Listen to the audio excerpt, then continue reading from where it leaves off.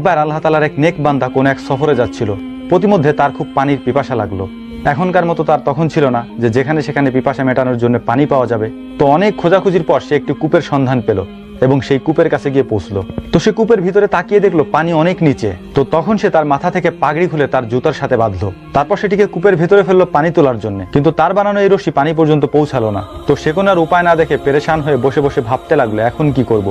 ঠিক সেই সময় একটি হরিণ দৌড়ে সেখানে আসলো। হরিণ এসে কূপের ভিতরে তাকিয়ে দেখলো পানি অনেক নিচে। তো হরিণ তো আর নিচে যেতে পারবে না, তো সে আকাশের দিকে তাকালো। হে পানির মালিক, বোবা প্রাণী আমি, আমাকে পানি পান করাও। তো তখন কূপের পানি ঢেউয়ের মতো উপরের দিকে উঠে আসতে লাগলো। হরিণটি পানি পান করলো, হরিণের সাথে সাথে ওই লোকটিও পানি পান করলো। পানি পান করার শেষে হরিণ যখন পিছনের দিকে ঘুরলো, সাথে সাথে পানি আবার নিচের দিকে চলে গেল।